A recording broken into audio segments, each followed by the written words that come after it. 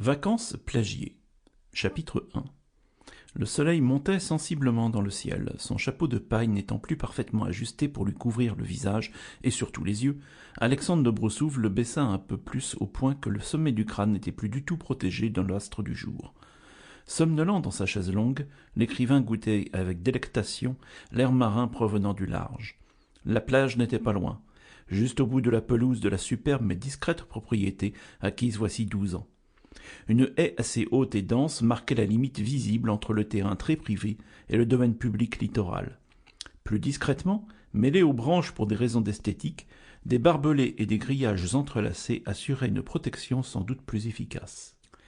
Comme si tout cela ne suffisait pas, et Alexandre de Broussouf tenait à sa tranquillité, la propriété ne figurait dans aucun annuaire téléphonique et n'était accessible que par un vague chemin à peine goudronné de près de 2 kilomètres, ne desservant que quelques résidences secondaires éparpillées çà et là. Même son éditeur ignorait la localisation exacte de l'endroit, à quai Merlin. Tout juste savait-il que c'était quelque part, sur la côte sud de la Bretagne, que son meilleur poulain se reposait. La promotion de son dernier roman, La mort d'Augustin, l'avait épuisé. L'ouvrage s'était révélé un des plus grands succès de librairie de tous les temps dans le pays. Depuis bientôt 30 ans, le nom d'Alexandre de Broussouf sur une couverture était une garantie de succès.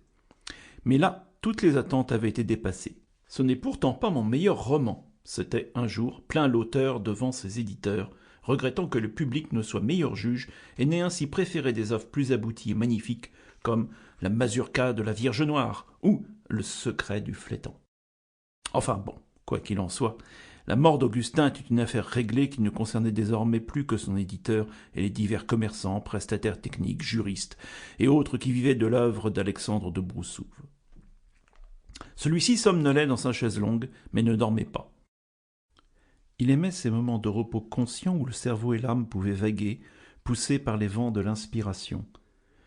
Et ceux-ci prenaient souvent les mêmes voies que les vents de la côte sud de la Bretagne, aux odeurs iodées et qui stimulaient les rêveries de l'écrivain. Dans quelques jours, il se mettrait sans doute, stimulé par les embruns et les promenades en mer sur son nouveau bateau, à écrire son nouveau roman. Pour l'instant, quelques idées lui traînaient en tête, mais rien de bien précis. Et après tout, il n'était pas rare qu'il note quelque part des idées de roman qui n'aboutiraient que plusieurs années après.